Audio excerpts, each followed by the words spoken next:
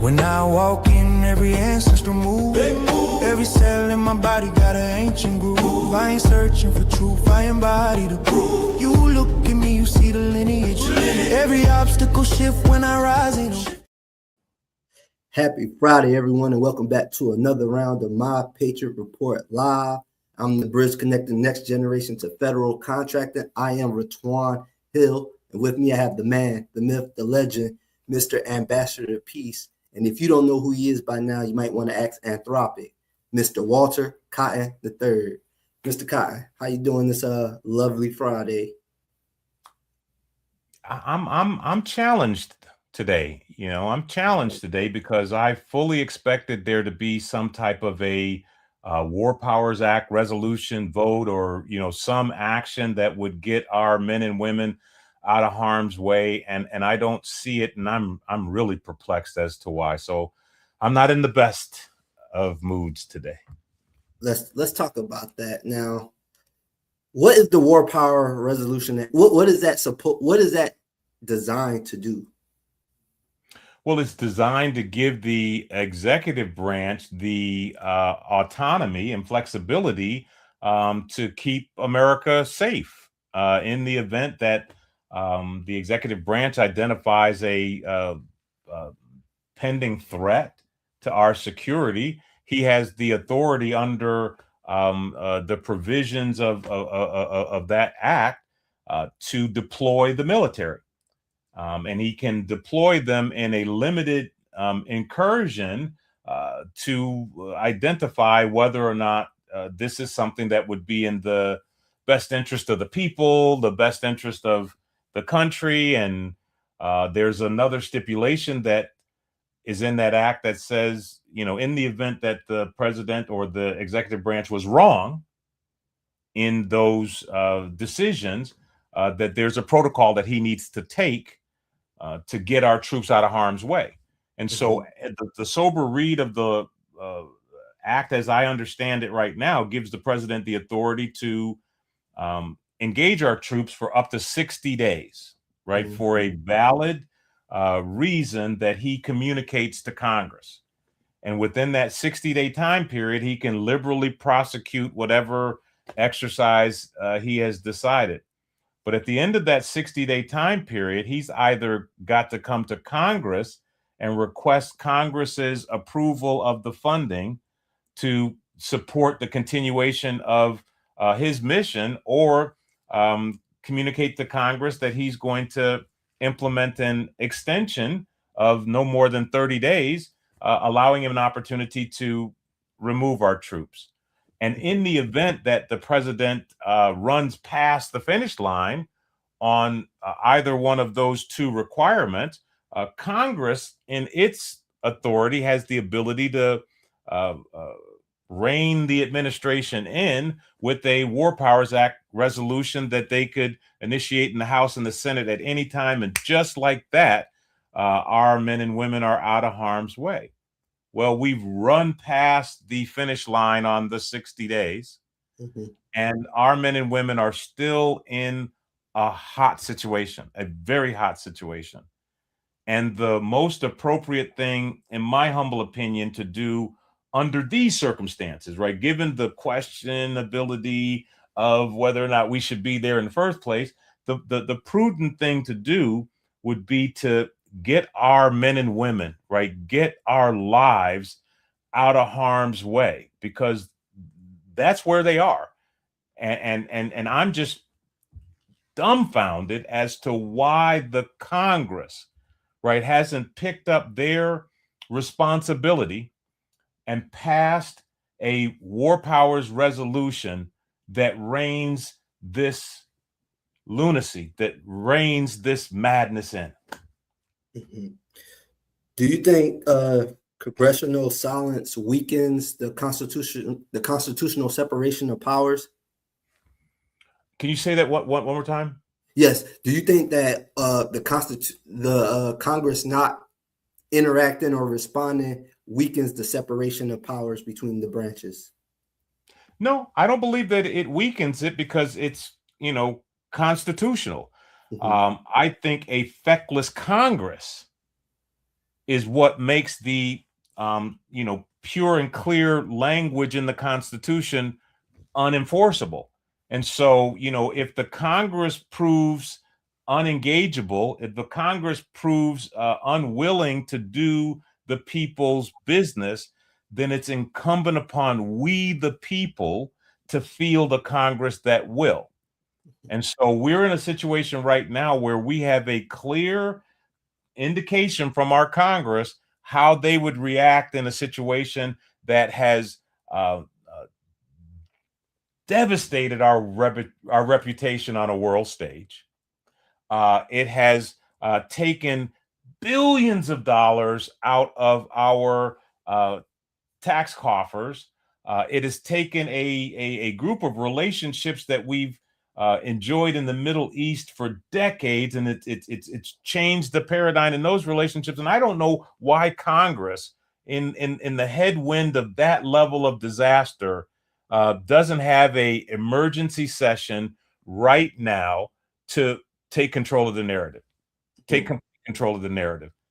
I just don't understand why that's not happening right now.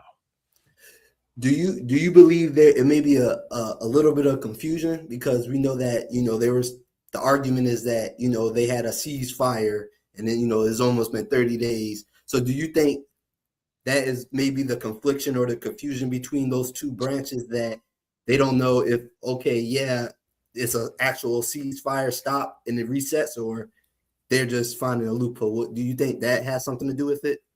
Well, in this particular instance, this piece of legislation that we're talking about, the Congress was unambiguous in their information. They were very, very clear with what you can do and what you can't do. And we talked about this, I think, in an episode 2 days ago, where, option one was to request the 30-day extension, right? Option two was for the Congress to weigh in and roll them back. And so there is no other interpretation. There is no other. The only read of that that would be appropriate given this circumstance is we have an executive branch that is ignoring the Constitution. We have an executive branch that in this area is ignoring the constitutional obligation. And I'm concerned that we have a trend of that going on coming out of this administration, where we have liberal utilization of the, is it the abandonment? Impoundment, the impoundment. Yeah. The impoundment. I mean, we have too many indications out of this administration that they don't have respect for the Constitution. They don't have respect for the constitutional standards and norms that are written there. And I believe it could be because they're emboldened by the understanding that they have a Supreme Court that is stacked in their favor. And so in this example of the ceasefire, right, the thing that one needs to imagine is how we would cure that, right? How would we cure the fact that the executive branch, if you will, didn't follow the Constitution, and it would be through the courts. Well, while we're going through that protracted court process, our guys and girls are still in harm's way, right? Yeah. And at the end of the day, if we look at the voter registration outcome out of Louisiana, when you're the executive branch and you have a judicial branch that's stacked in your favor, you can get concessions and considerations that you can't get when you've got a balanced court. And so this administration could be operating from the hubris that says they could change things to fit their need when they need it. And this kind of an indication that we've passed that 60-day time period with both our men and women's lives and our tax dollars at risk, looks like a duck, quacks like a duck. It might be time for us to duck. Now, okay, so you said something important. If it's a gap meaning the people's representative, meaning Congress, if they're not doing their job and the executive and judicial branches working together, and how do we, the people, affect that if our direct line, direct communication line is absent? What do we do in this scenario? We reestablish the direct connection line, right? You know, that's the beauty of this, you know, constitutional republic that we have.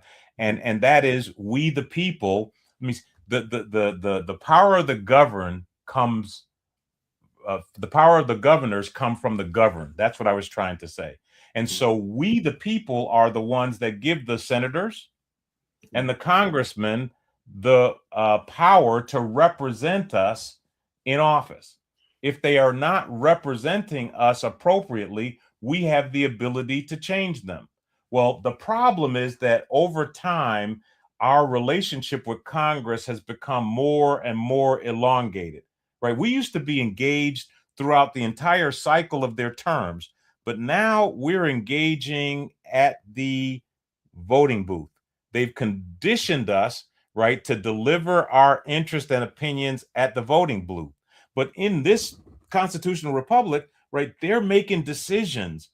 They're passing bills. They're participating in votes throughout their entire term. And so what we need to do is we need to reconstitute the ability to communicate to them continuously and often what our interests are, so that every vote that they're looking at, they've got the we the people capability right next to them. And so we simply need to constitute a mechanism that allows us to reach out and touch Congress on a consistent and ongoing basis.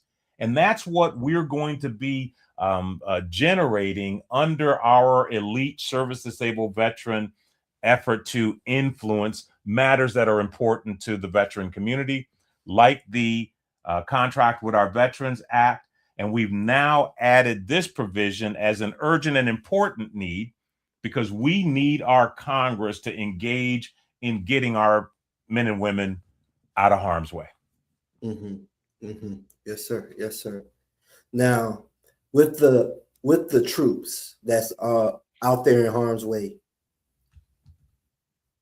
what is the war power resolution? Is that the only way that we can pull the troops out? Is it can higher ups in the military make that call and pull them back? No. Because, you know, in this particular instance, what is happening is a violation of the Constitution. It's a constitutional violation, right? It's not an illegal act. It's a violation of the Constitution. And so constitutional remedies have to be employed in this particular situation. So our servicemen and women have to do what they will do, right? They have to follow the orders. They have to follow the legal orders of their superiors. And our men and women, as they've demonstrated on multiple occasions, will execute those orders with precision. Yeah.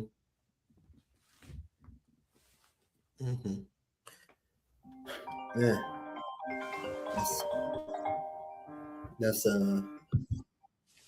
deep. That's deep. So essentially you're saying that constitutional remedies and actual lawful remedies are separate. They're not in one component. They're separate. So that means that they're really not following the unlawful order. So therefore they have to do it because it's still legal.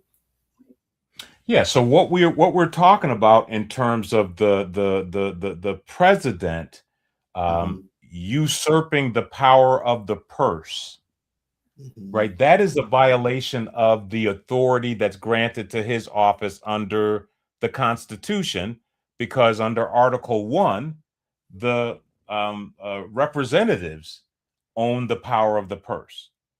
And so for the president to unduly and liberally use the power of the purse, he is in violation of the constitutional authorities.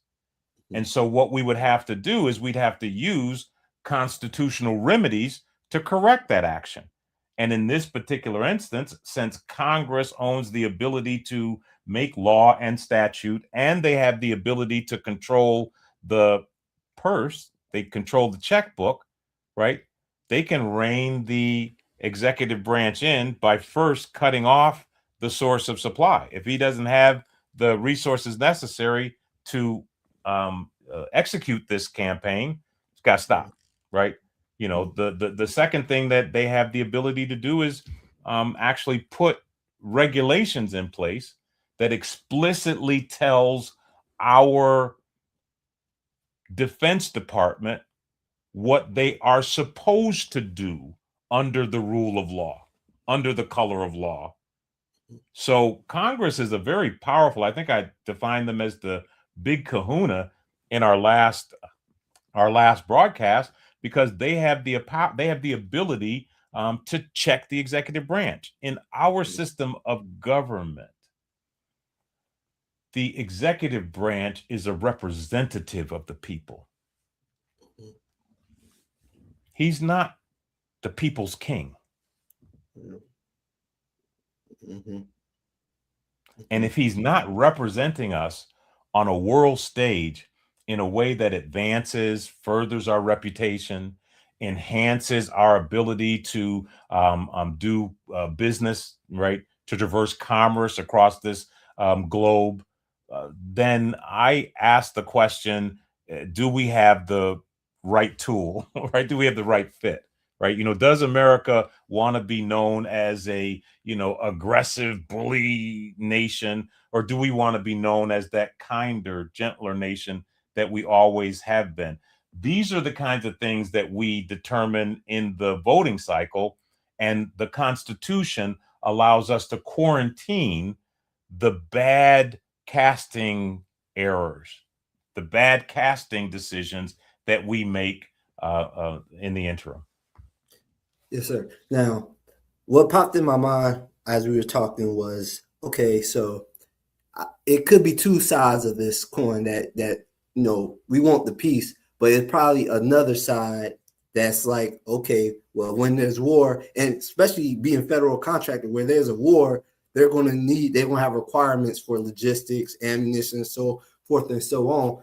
They're looking at this. They could be potentially looking at this like, oh man, this is a money grab. This is a opportunity. What would you say what is the cost of that actual opportunity versus the actual reward that they get? Well, you know, it's that mindset. And you do have a lot of war profiteers out there that are championing this war, right? Because the more, you know, $100 million bombs that get blown up, those are the more $100 million bombs that have to be built, right? And so you have that war profiteer mindset that is sitting back and saying, keep it moving. One of the primary reasons why I think that veterans should be given the opportunity to help us re-industrialize our defense base and help us create the national security blanket that we're going to need for tomorrow, because it's my humble opinion that veterans who understand the stakes, right, are not going to champion situations that are going to cause their fellow fraternity members, right, their servicemen and women that are in BDUs and boots to be unduly placed in harm's way. And they're definitely not going to co-sign strategies that leave them out there naked, that leave them out there without the ability to employ the greatest level of lethality necessary against the mission. And so I'm of the opinion that you do have people out there that are looking at this from a profiteer's perspective, and we need to curb those people's enthusiasm, because in point of fact, you know, you have individuals out there that are promoting the development of war systems that have been proven by this action to be antiquated, right? You know, if you look at the events that we're seeing in Ukraine right now, right? Everybody was talking about how Russia was going to destroy them with shock and awe, but little Ukraine, with their drone capability, utilizing an asymmetric war approach, is holding their own. We look at what happened to us in the Middle East. We see that our doctrine of shock and awe leading to surrender doesn't work. Didn't work in Iraq, right? We remember the shock and awe. I mean, I remember that night watching that every few seconds, boom, boom, right? And the idea that that level of pain and misery was going to force those countries into submission didn't work.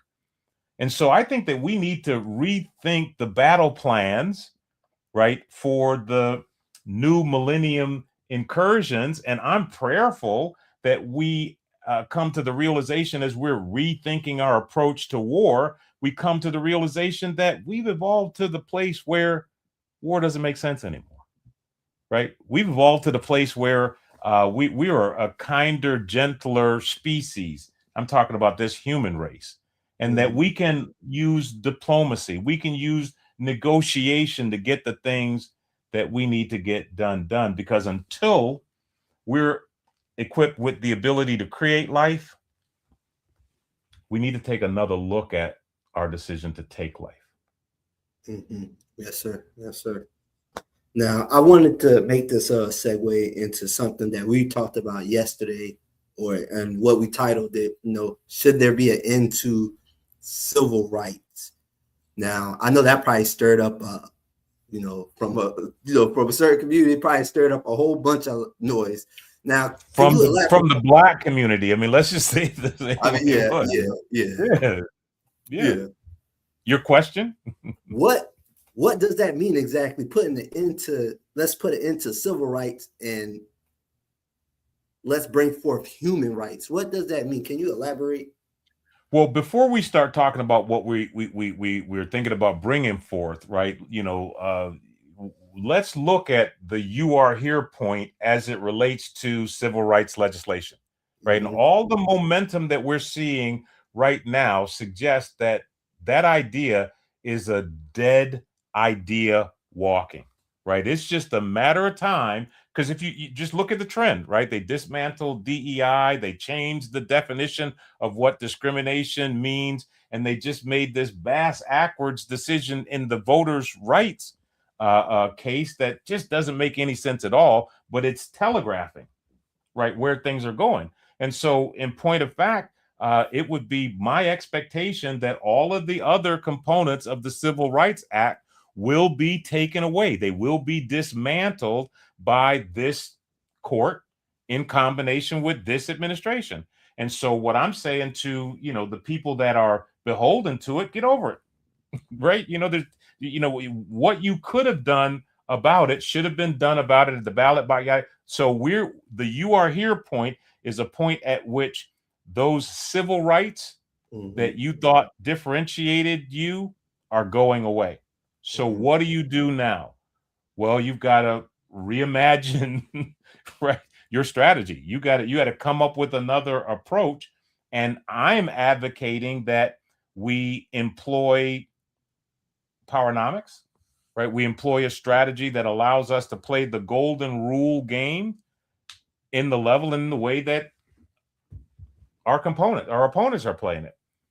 And so very simply, what I'm saying is that we recognize that civil rights are gone. We get the economic foundation necessary to put a strategy in place so that on the elected level, we can motivate the creation of human rights, not just civil rights, not just rights that cover one group or another, but rights that cover all of the citizens of these United States. I think we've arrived at a place where we can imagine a political system. We can imagine a United States where every human being is measured based on their contribution and not their skin color. Yeah, sir, powerful. So from your perspective, it's more powerful do you think is more power in the actual voting, or just being engaged with Congress throughout the whole process, throughout the whole term, just all year round, being engaged with Congress? Do you think that's more powerful than actually going out and voting? Well, you can't have both together. I don't think that they're mutually exclusive things. I think that we need to change our relationship with our elected officials until we change the paradigm, right? Until we shift them away from this idea that they are all powerful to the understanding that they serve at the will of the governed, right? And so until we get to the point where that thing's on autopilot, we need to be there at the ballot box, making sure that him and her who passed the litmus test is the one that gets in. And it doesn't matter whether they're coming from the left or they're coming from the right, right? What matters is they're coming from the patriotic middle on the issues that are of importance to us. And then once they get there in office, right, we need to work with them. Right, we need to work with them on a continuous basis throughout their term to make sure that they're hearing the people's voice as they're going into those chambers to make those votes. Right, they're not hearing from the lobbyists. Right, they're not hearing from the political action committees, but they're hearing from us. And we have some mechanisms in place that we can mature, like we have an organization called Hill Vets. You guys look that one up, right? And my friend, Mr. Brown, has been developing that group for over a decade. And in that model, what we do is we take veterans and we assign them as staff in the congressional offices.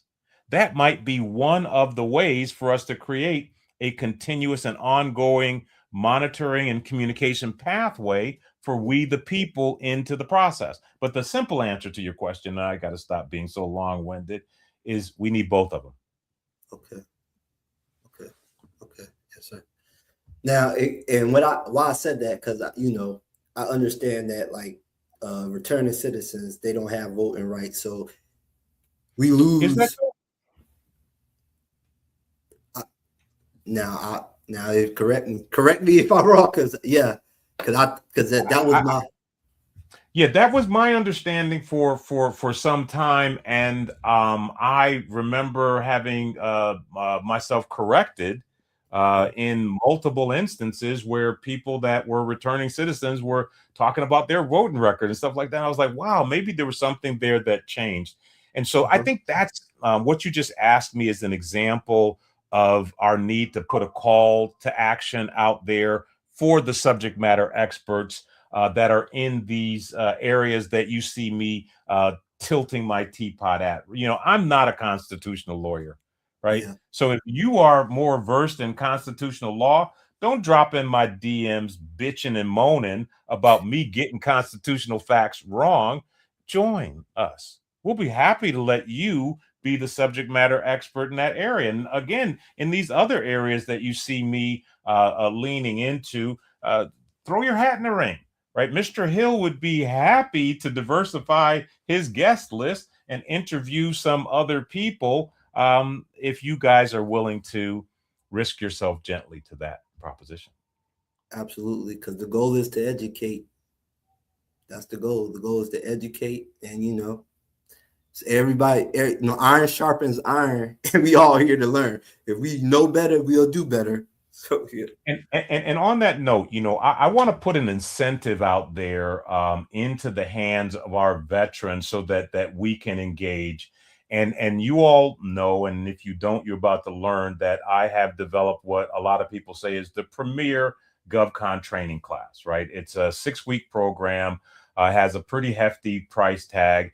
And in the spirit of radical entrepreneurialism, what I'm going to do is I'm going to give Mr. Hill the ability to give a free scholarship to my upcoming class. It kicks off July 3rd for the demonstrated ability to cause your congressman to engage on the issues that we have at hand. And we have 3 issues at hand, right? Issue number 1, bring our troops home. Issue number 2, pass the Contract with Our Veterans Act now. Issue number 3 is pass the Veteran Member Business Loan Act. Pass the Veteran Member Business Loan Act. So here's the way it's going to work. if you can provide us with evidence that you reached out to your congressman, and you can go to the website that we shared with you and show us the outreach, or you can call them, or however, demonstrate that you reached out to your congressman and that they responded as they show up as participants, co-sponsors on the bill, you will earn that $10,000 scholarship to the upcoming GovCon training class. So let me say it again, right? This is the stipulation, the offer. If you, the patriots that are within the sound of my voice, reach out to your congressman and you happen to be the first one to communicate to Mr. Hill the fact that your congressman who showed up as a co-sponsor on the bill did so because of a communication that you made, we will give you that $10,000 scholarship. That's radical economic patriotism in action. Yes, sir. Yes, sir. Guys, please take advantage of this. It's connected to over 150 billion. That's all I'm gonna say. Not trying to sell you, but just enlightening you. And guys, on that note, have a great weekend. I am Retwan Hill, and that is the Mr. Walter Cotton III. Until next time, guys.